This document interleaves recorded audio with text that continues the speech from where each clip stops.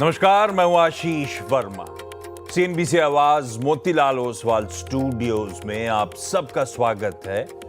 बारी है आज के मॉर्निंग कॉल की और शुरुआत सुबह की टॉप हेडलाइंस के साथ।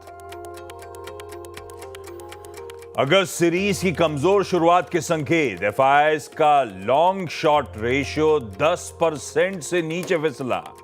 गिफ्ट निफ्टी में 150 पॉइंट की गिरावट, एशिया भी कमजोर। कल यूएस इंडिसेस में भी दिखा दबाव।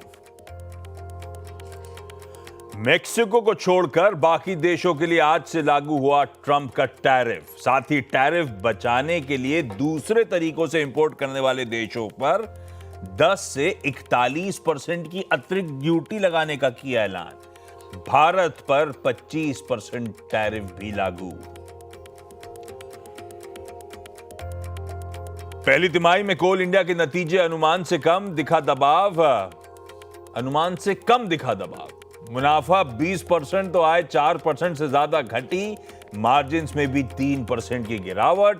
उधर अच्छे रहे जेएसडब्ल्यू एनर्जी की Q1 रिजल्ट्स। प्रॉफिट 42% बढ़ा, रेवेन्यू में करीब 80% की बढ़ोतरी। आयशर मोटर्स के नतीजे अनुमान के मुताबिक मुनाफे में 10% का उछाल, रेवेन्यू में भी 15% की ग्रोथ, लेकिन मार्जिन्स पर करीब 3% का दबाव। आ जाएंगे एफएमसीजी दिग्गज आईटीसी के Q1 रिजल्ट्स। करीब 2% बढ़ सकता है मुनाफा, वही रेवेन्यू में 4.25% की बढ़त संभव, लेकिन मार्जिन्स पर दबाव मुमकिन। वहीं टाटा पावर और यूपीएल समेत वायदा की 7 कंपनियों के नतीजों का भी रहेगा इंतजार। और नुवामा वेल्थ और सुजलॉन एनर्जी की आज से वायदा में एंट्री, जबकि ACC, Balkrishna, Tata communication, Hindustan copper समेत 10 शेयर हुए बाहर।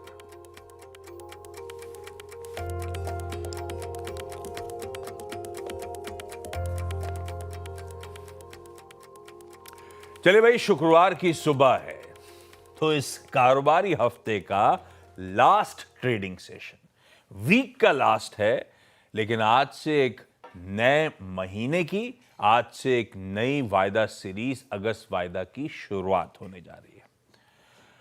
हफ्ते की शुरुआत में, इस ट्रेडिंग वीक की शुरुआत में मैंने हफ्ते की अहमियत गिनाई थी आपको, तमाम इंपॉर्टेंट इवेंट्स जो सामने खड़े हैं उसके थ्रू। और आप देख ही रहे हैं किस तरह का वो गजब का एक्शन पैक्ड हफ्ता अब तक सामने आया है। अच्छा, सबसे पहले कल का वो intraday trading session please screen पर लेकर आइएगा।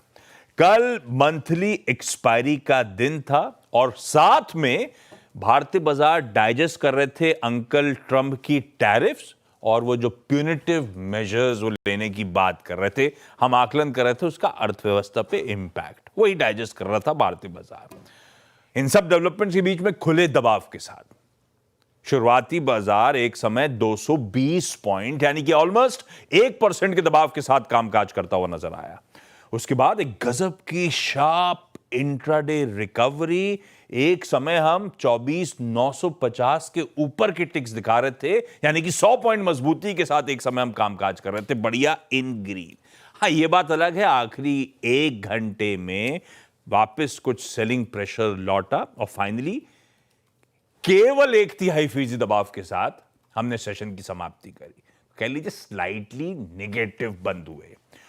ट्रंप साहब के वो टैरिफ अनाउंसमेंट से ऐसा लग रहा था ज्यादा वो एक क्लासिक मंथली एक्सपायरी का मूव। दोनों तरफ के स्विंग्स आपको आपकी स्क्रीन पे नजर आए थे। हाँ, ट्रंप साहब के उस टैरिफ अनाउंसमेंट से भारतीय बाजारों ने पैनिक नहीं करा, वो कल के सेशन का हाईलाइट था। पर एक बात ध्यान रखिएगा, पिक्चर अभी बाकी है। हाँ, ये बात अलग है, उस ट्रेलर देख को समझ में आ गया पिक्चर में दम नहीं है, पर अभी बहुत कुछ डेवलपमेंट्स बचे हुए हैं। अच्छा, दिखाता हूं जुलाई सीरीज, जो कल पूरी सीरीज कल्मिनेट हुई है, उसका performance. Series on series Nifty 3%, Nifty bank 2% दबाव। तो एडेड प्रेशर कहां से आया निफ्टी पे, वो नीचे खड़ा है। आईटी पिछली सीरीज में 9.5% का दबाव था। मिड कैप स्मॉल कैप सदे हुए थे, थोड़ा बहुत स्लाइड नेगेटिव कामकाज होता हुआ नजर आया। पर हां, यह जरूर हुआ कि back to back 4 positive series के बाद पिछली सीरीज पे दबाव था, या ऐसे कह लीजिए फाइनेंशियल ईयर 2026 की पहली मंथली सीरीज जिसने दबाव के साथ कामकाज करके दिखाया है। और एक बात और सच है कि सिर्फ ये एक हफ्ते 2 हफ्ते की कहानी नहीं थी, पिछले 5 हफ्तों से भारतीय बाजार गिर रहे हैं, तो हम एक करेक्टिव फेज में। आज गिफ्ट निफ्टी के संकेत फिर आपकी स्क्रीन पर रख देता हूं। 2/3 दबाव के साथ हम लोग कामकाज की शुरुआत करने की तैयारी कर रहे हैं। 150 पॉइंट का गैप डाउन होगा। ऐसे में सबसे पहले ग्लोब के समीकरण समझ लेते हैं हॉर्मास से, उसके बाद गावा सर से जानेंगे कैसे वो अप्रोच करेंगे, कैसे वो देख रहे हैं निफ्टी और निफ्टी बैंक को। लेकिन पहले हॉर्मास। ग्लोब पिस्टिंग आ चुकी है, गिफ्ट निफ्टी दिखा रहा है 2/3% प्रेशर के साथ हम शुरुआत करने जा रहे हैं। हमारे एशियन पियर्स जो इस समय कामकाज कर रहे हैं, ठीक, ये देखिए सब जगह थोड़ा सा, आज मेरे ख्याल से वो डी डे आ गया है, 1 अगस्त आ गई है, थोड़ा बहुत उसका भी रिएक्शन होगा। खैर आज का सेशन बहुत इंपॉर्टेंट है, जब मैं इवेंट्स कैलेंडर लेकर आऊंगा तो सारी चीजें सिलसिलेवार तरीके से समझाते चलूंगा आपको। लेकिन थोड़ा सा पेन है क्रॉस एशिया, तो ठीक है, यूएस तो ठीक है, फ्लैट था आज सुबह, उनके फ्यूचर्स भी आज सुबह दबाव में 1/4 से आधा % दबाव है। एशिया पूरा वीक ट्रेड कर रहा है। गिफ्ट निफ्टी दबाव के साथ खुलने के इंडिकेशंस दे रहा है, तो मोड तो ज्यादा ठीक सा दिख नहीं रहा है। तो कहानी क्या है, हरमास बताएंगे। हरमास, गुड मॉर्निंग। गुड मॉर्निंग आशीष। डी डे आ चुका है जैसे आपने कहा, और घोषणाएं चल रही है जैसे हम बात कर रहे हैं। 25% और पेनल्टी का आंकड़ा क्या है? पेनल्टी अब तक कोई स्पेसिफाई नहीं की गई है क्योंकि 25% का आंकड़ा जो है वो अभी भी है, जो व्हाइट हाउस से ऑफिशियल अनाउंसमेंट्स आए हैं उसमें 25% का आंकड़ा दिया गया है। और साथ ही साथ व्हाइट हाउस ने ये स्पेसिफाई किया है कि जिन चीज़ों पर एग्जेम्पशंस लगे थे अप्रैल के महीने में, वो एग्जेम्पशंस अभी भी जारी रहेंगे। और साथ ही साथ उन्होंने ये भी कहा है कि इन स्तरों पर जिस पर जो टैरिफ की घोषणा की गई है वो अगले हफ्ते से लागू होंगे, यानी कि 7 दिन के बाद। तो इन टैरिफ्स के अंतर्गत भारत पर तो 25% लगेगा, लेकिन साथ ही साथ पाकिस्तान ने कल एक डील की अनाउंसमेंट कर डाली यूएस के साथ, तो वहाँ पर 19% का टैरिफ लगेगा उन पर, जबकि पहले 29% की धमकी दी गई थी। और बांग्लादेश का टैरिफ जो कि 35% था उसे कम करके 20% कर दिया गया है। तो लगभग ऐसे अगर देखा जाए तो दक्षिण एशिया में भारत की टैरिफ रेट सबसे ज्यादा आप मान सकते हैं बड़े देशों में अगर आप तो ये बताओ, जब वो पहली बार अप्रैल में स्लेट लेकर आए थे तब अपने पे 26%।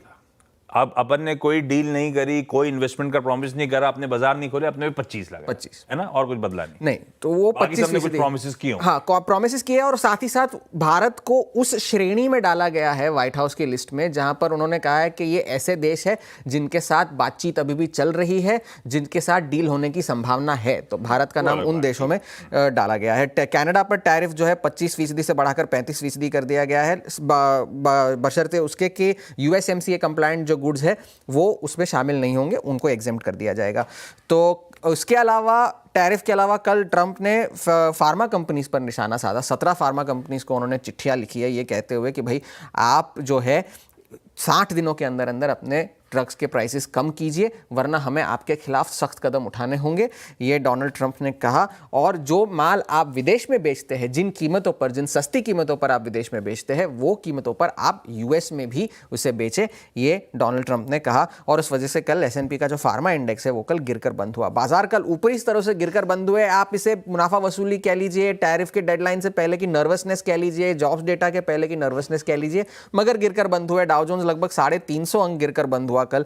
बिग टेक के नतीजे जितने माइक्रोसॉफ्ट और मेटा के बेहतरीन थे, उतने ही एप्पल और अमेजॉन के निराशाजनक थे। कोई ऐसी बड़ी जो है टेक अवे एप्पल के नतीजों से तो नहीं आई। और अमेजॉन ने जो है अगले आने इस तिमाही के लिए कमजोर गाइडेंस पेश की है, जिसकी वजह से शेयर में आफ्टर आवर्स में 6% की गिरावट देखने मिली। इस पूरे मामले में अगर किसी को फायदा हुआ है तो वो डॉलर को हुआ है, क्योंकि पहली बार डोनाल्ड ट्रंप के राष्ट्रपति बनने के बाद दूसरी बार डॉलर जो है महीने दर महीने डॉलर ने बढ़त के साथ एक महीना क्लोज किया है। लगभग 3% की बढ़त डॉलर में देखने मिली। आज सुबह के प्रिसाइजली 100 का टिक देख रहा हूं। 100.07 का टिक था, तो 100 के ऊपर निकल गया है डॉलर इंडेक्स, तो वो मजबूत होता जा रहा है और उस वजह से जो है वहां पर नजर रखने की जरूरत है। कल पीसीई का आंकड़ा अनुमान से थोड़ा सा कमजोर था, मगर ऐसा कुछ नहीं था जिसकी बाजार को आशंका नहीं थी। उन्हें पता था कि महंगाई का आंकड़ा बढ़कर आने वाला है और उसी तरह से वो बढ़कर आया है। आज का बड़ा ट्रिगर जॉब्स डेटा होगा, क्योंकि 1 लाख से 1.25 लाख के अनुमान है और बेरोजगारी की दर बढ़ने के अनुमान है, तो वहां पर नजर रखने की जरूरत है। आज का सबसे बड़ा ट्रिगर जॉब्स डेटा है, यानी कि ट्रंप ने जो टैरिफ के अनाउंसमेंट जो करने थे वो उन्होंने कर दिए, लेकिन एप्पल और अमेजॉन शायद आज बाजार पर दबाव डाल सकते हैं, और अगर ये जॉब्स डेटा खराब आया तो वहां पर भी थोड़ी सी प्रेशर आ सकती है। लीजिए भाई साहब, तो ग्लोब के संकेत नेगेटिव ही कह लीजिए। नेगेटिव ही। आज बड़ा दिन है, जिस दिन 1 अगस्त की चर्चा चल रही थी, लीजिए 1 अगस्त पे आके अपन खड़े हुए हैं। खराब संकेत हैं भाई। पूरा एशिया दिक्कत में, भारतीय बाजारों के खुलेंगे दिक्कत के साथ। 150 पॉइंट दबाव के साथ हम लोग सेशन की शुरुआत कर रहे होंगे। गाबा सर के पास जाऊं उससे पहले कल का डेटा आपके साथ शेयर करता हूं। अच्छा, जो भी डेटा मेंशन कर रहा हूं, एक बात ध्यान रखिएगा, कल मंथली एक्सपायरी थी तो एडजस्टमेंट्स प्ले आउट हो रहे थे, लेकिन फिर भी बहुत क्लियर कट कुछ चीजें सामने आएंगी। कल एफआईआईज ने कैश में 5,600 करोड़ की बिकवाली करी। डीआईएस की खरीदारी है तो नेट इंस्टीट्यूशनल कैश था करीब 800 करोड़ का। इसी प्लेट पे रहिए। दरअसल ये 9th स्ट्रेट ट्रेडिंग सेशन है एफआईआईज की कैश में बिकवाली का, और इन 9 सत्रों में 30,000 करोड़ 30,700 करोड़ रुपए एफआईआईज ने कैश में बिकवाली कर डाली है। अब आया ये वायदा का, पिंच ऑफ सॉल्ट के साथ, लेकिन आइडिया दे रहा हूं। इंडेक्स फ्यूचर्स में 1235 करोड़ की बिकवाली थी, निफ्टी फ्यूचर्स में 1470 करोड़ की, निफ्टी बैंक में 260 करोड़ की खरीदारी का नंबर है, स्टॉक फ्यूचर्स में 1530 करोड़, पर इसमें बहुत एडजस्टमेंट्स प्ले आउट हो रहे हैं। फिर भी आइडिया के लिए तकरीबन 8,350 करोड़ रुपए कह लीजिए वायदा में सेलिंग का आंकड़ा, या टोटल सेलिंग हो गई, वो कैश और इधर मिला लूं तो। अब आइए इंपॉर्टेंट, कल 17,500 लॉन्ग काटे थे, 50 to 53,000 शॉर्ट्स काटे गए। तो लॉन्ग शॉर्ट अब इस सीरीज की लिए जो शुरुआती लॉन्ग शॉर्ट रेशियो है वो देखिए, केवल 9.6% लॉन्ग है सिस्टम्स में, 90% प्लस शॉर्ट्स हैं। One of the lowest long short ratio. One of the lowest इसलिए कह रहा हूं क्योंकि मेरे डेटा में तो नहीं दिखता, लेकिन कल कुछ एक्सपर्ट्स बता रहे हैं कि इससे कम देखा हुआ है 7 के आसपास का, पर इसीलिए मैंने वर्ड यूज कर दिया है, one of the lowest long short ratio. तो इस सीरीज की शुरुआत, पिछली सीरीज जो जुलाई की जिसकी परफॉर्मेंस अभी अपन ने दिखाई थी, उसकी शुरुआत हुई थी 35,000 नेट शॉर्ट्स के साथ, और इस अगस्त सीरीज की शुरुआत हो रही है 1,37,000 नेट शॉर्ट्स के साथ। पर फिर भी कुछ कंफर्टिंग आंकड़े दिखाता हूं आपको। एक पीसीआर दिखाइए, पुट कॉल रेशियो, दूसरा इंडिया विक्स दिखाइए। पुट कॉल रेशियो और फर्दर इंच अप कर रहा है। पहले पीसीआर दिखाइए, और यह दिखा रहा है कि ट्रेडर्स ज्यादा पुट ऑप्शंस बेच रहे हैं वनस्पत कॉल ऑप्शंस के। तो कुछ हद तक कह लीजिए बुलिश सेंटिमेंट्स फर्म अप होते हुए नजर आ रहे हैं। एक के पास पीसीआर आके खड़ा हुआ है, तो इसका मतलब हुआ बार्गेन हंटिंग हो रही है। दूसरा इंडिया विक्स, जो डायरेक्टर साहब दिखा रहे थे, इंच अप होगा, लेकिन 11.5% 11.5 पे खड़ा हुआ इंडिया विक्स।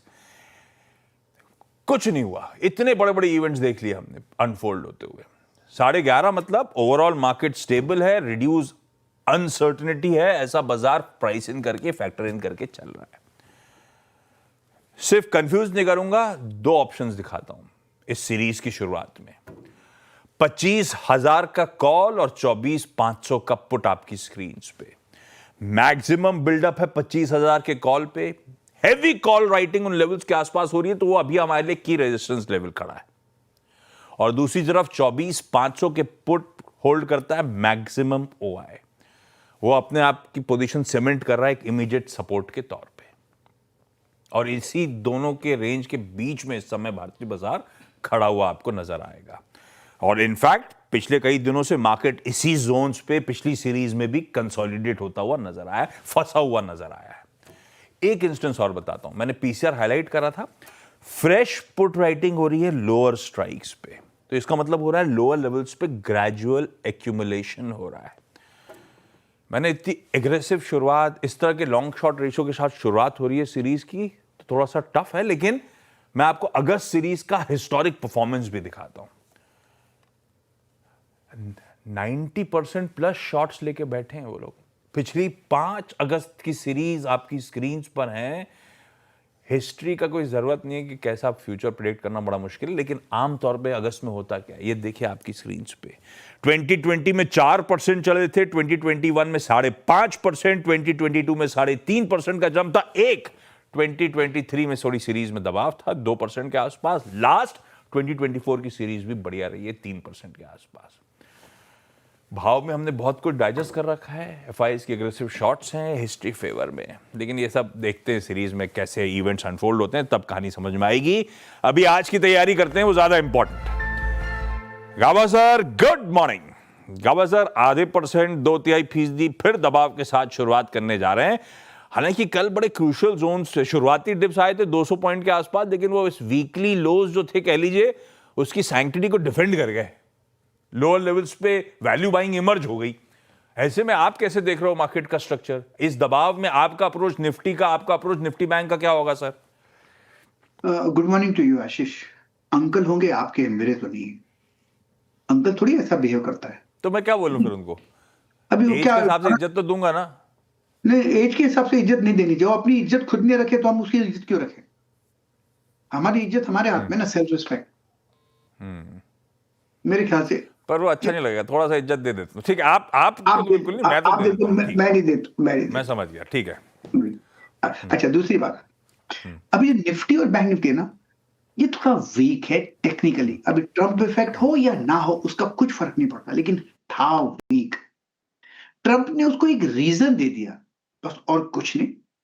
अब जो इंपॉर्टेंट लेवल है निफ्टी का वो है 25,000, और जब तक ये 25,000 पार नहीं करता ना, मुझे लगता है इसमें अब भी वीकनेस है। जो रीसेंट लो हमने देखा है, कल का लो नहीं था, परसों का लो, 2-4 दिन पहले का लो था करीब 24,600 का, वो भी टेस्ट होने की संभावना है, पॉसिबल है। और बैंक निफ्टी की बात करें तो यहाँ पर स्ट्रॉन्ग रेजिस्टेंस है 56,400 500। सो मुझे लगता है नहीं पार करेगा, और जब तक वो पार नहीं करता ना तो बैंक निफ्टी भी वीक है। इसका लो हमने कल देखा है करीब 56,500 के आसपास। लगता है वो भी टेस्ट कर सकता है, क्योंकि फिलहाल स्ट्रक्चरली वीकनेस है, स्ट्रेंथ नहीं है। अगर अपमूव मिलता है तो शायद वो शॉर्टिंग अपॉर्चुनिटी रहेगी। अगर गैप डाउन मिलता है तो फिर एक अपमूव मिल सकता है फॉर माइंड इंट्राडे, फिर एक शॉर्टिंग आएगी, लेकिन है वीकनेस। नया सीरीज शुरू हो रहा है लेकिन है वीक, लग रहा है वीक। तो मतलब अपन जब तक 25,000 निफ्टी पे पार नहीं हो रहा है, हर उछाल में बिकवाली करने का मन, और शायद इस हफ्ते के जो प्रीवियस लोज थे, आपसे कह रहा हूं 24,600 24,598 तक गए थे मंडे को, तो शायद मतलब वो जोन्स को टेस्ट करने की तैयारी कर रहा है बाजार, ऐसा बिल्कुल। जी जी। तो उछाल में बिकवाली करने का मन बनाइए भाई, क्लियर कट। अच्छा, जरा ये तो हो गया निफ्टी बैंक की चर्चा। लाइए जरा चकाचक वो चकाचक गावा सर आते हैं। तो चकाचक से याद है गावा सर, अपनी मुलाकात होनी है 12:27 पे। 100% sir, 100%। Love you. Perfect, I me too. आज के प्रिफर्ड ट्रेडिंग आइडिया सर? देखिए, मैं लॉन्ग आज भी जाऊंगा तो लॉन्ग जाऊंगा डोमेस्टिक इकोनॉमी स्टॉक जिसका ट्रम्प इफेक्ट 0। जो भी करे ट्रम्प क्या करेगा, डाबर ले लूंगा, एक स्टॉक है। डाबर का जो स्ट्रक्चर है, अपमूव है इसके अंदर, बेस अच्छा बना हुआ है। 2 दिन का अपमूव मिला, फिर 2 दिन नीचे आया, फिर एक अपमूव शुरू हुआ कल। अब ट्रेड करा है डाबर करीब 529 के आसपास। इसका जो स्टॉप लगाना चाहिए 525, सिर्फ 4 रुपए। नियर टर्म टारगेट 540 के पॉसिबल है, तो यह सेफ स्टॉक लगता है डाबर। दूसरा स्टॉक जो पसंद है, एयरलाइन स्टॉक, अनुज का फेवरेट इंडिगो। और ये स्टॉक स्ट्रक्चरली पॉजिटिव है, इसका इंपैक्ट भी ट्रम्प का इंपैक्ट इस पर होने वाला नहीं है। अब ट्रेड कर रहा है 5887 पर ट्रेड करता है। स्टॉप लगाएंगे 5850 पर। टारगेट होगा फर्स्ट 6,000, मुझे लगता है वहां तक जाना चाहिए। Yes, Indigo. लीजिए, 2 बढ़िया बाय आइडियाज हैं। निफ्टी का टेक्सचर वीक होगा, लेकिन अपन सेफर और स्ट्रॉन्गर पॉकेट्स को कर रहे हैं टारगेट। डाबर 525 के स्टॉप के साथ खरीदारी करने का मन, एक बढ़िया सेफ स्टॉक। और इंटरग्लोब एविएशन स्ट्रक्चरली पॉजिटिव है, 5850 के एसएल के साथ बाय इनिशिएट किया जा सकता है। Gaba sir, thank you so much. Gaba sir होंगे 8 बजे के पैनल में, तो गाबा सर से और अपन बातचीत कर रहे होंगे। क्विकली कंचन के पास चला जाए आज के इंपॉर्टेंट स्टॉक्स इन न्यूज के लिए। कंचन गुड मॉर्निंग, बताएं। जी, गुड मॉर्निंग। शुरुआत कर लेते हैं कोल इंडिया के साथ। देखिए, नंबर्स में डेफिनेटली यहाँ पे एक गिरावट देखने को मिली है, लेकिन बाजार ने जो अनुमान लगाया था, जितनी गिरावट का अनुमान लगाया था, इन कंपैरिजन गिरावट थोड़ी कम देखने को मिली है। नेट प्रॉफिट की बात करी जाए तो 20% की गिरावट इस लिहाज से आई है। इनफैक्ट रेवेन्यू भी यहाँ पे हमें घटता हुआ नजर आया। ऑपरेशनल नंबर्स की बात करी जाए तो यहाँ पे जो गिरावट है वो थोड़ी सी गहराती हुई नजर आई है। एबिटा में करीब 13% की गिरावट, और साथ में जो मार्जिन है वो भी हमें 4 से 5% तक इस क्वार्टर में जो है कॉन्ट्रैक्ट होते हुए दिखाई दिए हैं। आयशा मोटर्स की बात करी जाए तो लार्जली नंबर हमें यहाँ पे स्टेबल देखने को मिले हैं, और कंपनी इस टाइम पे कह रही है कि वो ऑप्टिमिस्टिक है, लेकिन जो कंसर्न्स हैं वो थोड़े से अभी भी बने हुए हैं आने वाले क्वार्टर्स के लिए। नेट प्रॉफिट में करीबन 10% का उछाल है। रेवेन्यू भी यहाँ पे करीब 15% तक उभरता हुआ नजर आया है। ऑपरेशनल नंबर काफी ज्यादा स्ट्रॉन्गर साइड में है। एबिटा में करीब 3% का उछाल, और अगर देखा जाए मार्जिन तो यहाँ पे हमें हल्के से स्टेबल साइड में देखने को मिले हैं, लेकिन कॉशियसली ऑप्टिमिस्टिक अप्रोच की कंपनी ने सलाह दे दी है। जेएसडब्ल्यू एनर्जी नंबर्स यहाँ पे हमें काफी ज्यादा रोबस्ट देखने को मिली है। नेट प्रॉफिट में करीब 43% का उछाल देखने को मिला है। रेवेन्यू फ्रंट में और ऑपरेशनल फ्रंट में भी जो नंबर्स है वो काफी ज्यादा हमें पॉजिटिव साइड में देखने को मिल रहे हैं। और इससे ज्यादा इंपॉर्टेंट ये है कि आगे के लिए भी कंपनी ये बोल रही है कि इसी तरीके की जो ग्रोथ है हमें सस्टेनेबल होती हुई दिखाई देगी। तो कंसर्न्स जो है अब वो सबड्यूड होते हुए दिखाई दिए, और जो आगे के लिए क्वार्टर्स हैं उनके लिए जो अप्रोच है वो काफी ज्यादा ऑप्टिमिस्टिक दिखाई दे रही है। स्विगी नंबर्स यहाँ पे हमें निराशाजनक दिखाई दिए हैं। नेट लॉस जो है कंपनी का वो 1197 करोड़ पे रजिस्टर इस टाइम पे किया गया है, वर्सेस 611 करोड़ का। इनफैक्ट जो क्विक कॉमर्स का जो बिजनेस है वहां पे हल्की सी हमें बढ़त देखने को मिली है, लेकिन फूड डिलीवरी में वापस से एक हमें सबड्यूड डिमांड देखने को मिली है। और साथ में जो एबिट घाटा है इस क्विक कॉमर्स का, तो वो 280 करोड़ से बढ़ के यहाँ पे करीब 800 करोड़ पे उभरता हुआ नजर आया है। इसके अलावा ये तो नंबर्स की बात हो गई। यहाँ पे काफी बड़े एफएनओ में बदलाव होने वाले हैं, तो देख लेते हैं कि कौन से शेयर्स बाहर होने वाले हैं और कौन से शेयर्स की यहाँ पे एंट्री होने वाली है। सबसे पहले बात कर लेते हैं कि कौन कौन से शेयर्स बाहर होने वाले हैं। टोटल 10 शेयर्स है। ACC, Balkrishna, Chambal fertiliser, M&M finance, Tata communication, Aarti industry, Birla soft, Hindustan copper, साथ में एमजीएल, पीरामल इंटरप्राइजेज, और आज एंट्री होने वाली है वायदा के अंदर नोवामा वेल्थ और साथ ही साथ सुजलॉन की। ओके, रखिए, ये आज से नोवामा वेल्थ और सुजलॉन एनर्जी वायदा का हिस्सा बनने जा रहे हैं। वो लॉट साइज जो अपडेट आया एक्सचेंज की तरफ से, टिकट टीम नीचे चला देगी आपके लिए। इस नोट पर डायरेक्टर साहब, ब्रोकरेज रेडी है कि थोड़ा सा अभी मैंने लेट भेजी है? नहीं, अभी रेडी नहीं हुई है, तो एक बार रेडी हो जाएगी तब ब्रोकरेज रिपोर्ट लेकर आता हूं। मैं अभी ब्रेक ले लेता हूं। ब्रेक के उस पर आज की ब्रोकरेज रिपोर्ट, ब्रेक के उस पर आज की बढ़िया सी कमोडिटी कॉल्स मनोज कुमार जैन साहब के साथ, और साथ में आज का all important events calendar. Manoj ji good morning. Break के पार आता हूं सर।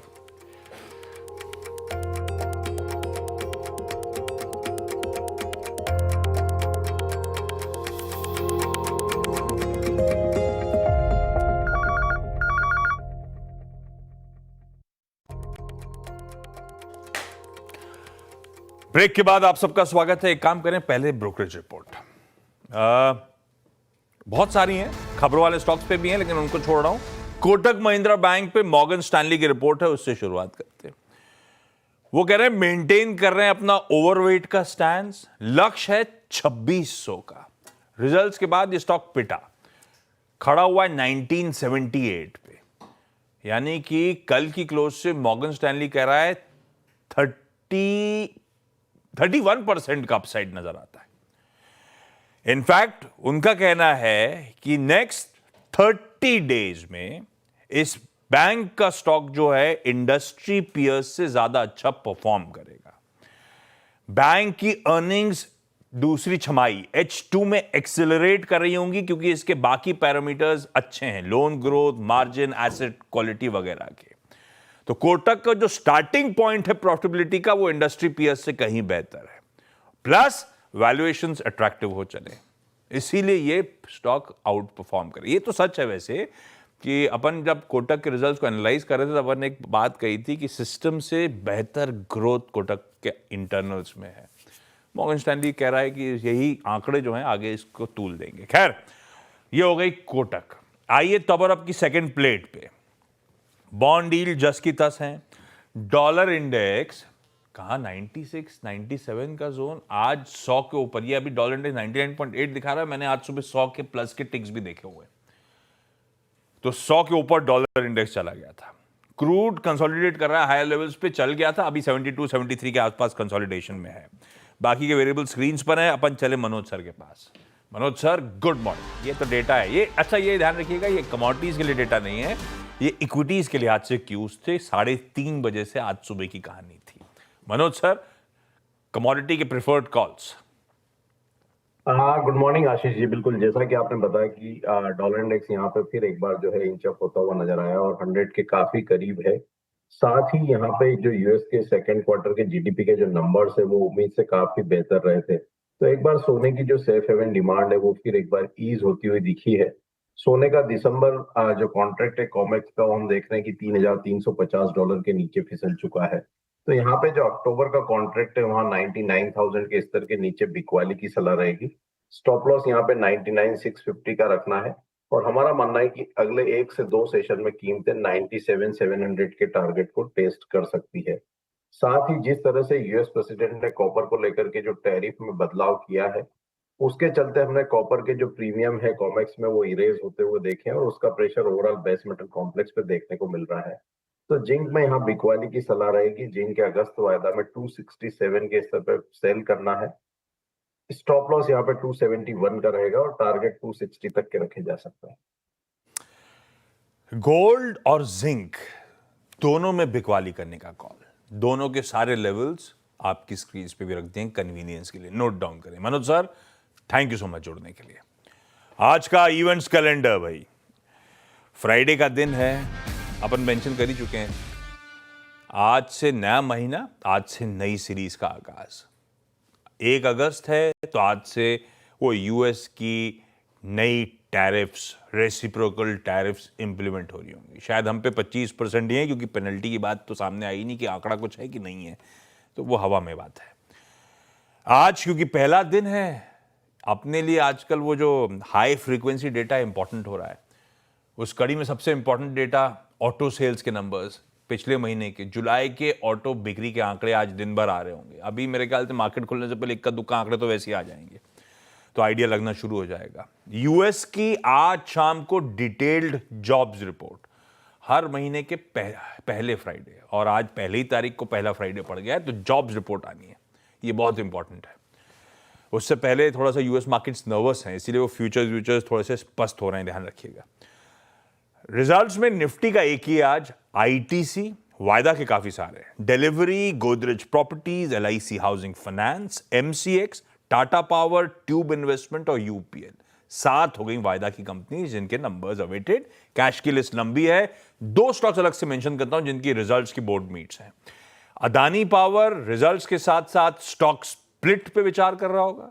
ऐसे ही एमसीएक्स रिजल्ट्स के साथ साथ सब डिवीजन यानी कि स्टॉक स्प्लिट पे वो भी विचार कर रहा होगा। एक्स डिविडेंड कई सारे इंपॉर्टेंट हैं अपने लिए काम का। मारुति सुजुकी 135 रुपए का एडजस्टमेंट, आरईसी, बाटा इंडिया सब है। वायदा के भी कई सारे स्टॉक्स हैं, आप प्लीज नोट डाउन कर लीजिए, स्क्रीन पे आ रहा होगा।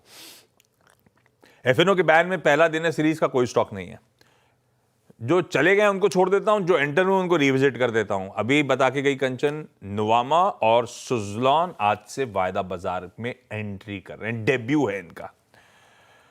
टीसीएस रडार पे इसीलिए क्योंकि कुछ दिन पहले अपन ने खबर बताई थी, लेबर मिनिस्ट्री ने टीसीएस को समन करा है 2 कारणों से। हाल का जो ले ऑफ के अनाउंसमेंट करा था 2% ऑफ वर्कफोर्स, दूसरा एक और इशू है न्यू हायर्स की, जिनको कहा था भर्ती करेंगे उनकी ऑनबोर्डिंग कर नहीं रहा है टीसीएस, इसीलिए लेबर मिनिस्ट्री ने समन किया है। हमारे आज मैन्युफैक्चरिंग पीएमआई सुबह आ रहा होगा, शाम को forex data, bank loan data, वो सब डेटा स्क्रीन पे आएंगे। यूरोजोन का इन्फ्लेशन का प्रिंट आना है। अच्छा फ्राइडे है, वीडियो नहीं है लेकिन बता देता हूं, आप लोग को बताता हूं। सन ऑफ सरदार 2 आ रही है अजय देवगन साहब की। मुझे याद नहीं, सन ऑफ सरदार पहली देखी तो है मैंने, वो याद नहीं आ रही, इतने दिनों बाद लाते हैं तो याद नहीं रहता। ओटीटी में हाउसफुल 5 रिलीज हो रही है। और एक ये इंटरेस्टिंग है क्योंकि ये जमीन से जुड़े हुए शोज आजकल अच्छा करते हैं। बकैती नाम का शो गाजियाबाद में सेट, स्टारकास्ट, ऐसा लग रहा है मतलब शायद मजा आएगा आपको देख के। और ये इंटरेस्टिंग था, यूट्यूब की रिलीज है भाई, सितारे जमीन पर, वो आमिर खान साहब की। ओटीटी में रिलीज नहीं करी, यूट्यूब पे पर व्यू बेसिस पे आज से रिलीज करी है। इस पर उन्होंने अपना एक बड़ा प्रमोशनल वो भी बनाया था, वीडियो। खैर जाते जाते गिफ्ट निफ्टी के कुछ कमजोर संकेत, ग्लोब के कुछ कमजोर संकेतों के साथ छोड़े जा रहा हूं। ब्रेक के उस पार आज का सीधा सौदा। नमस्कार।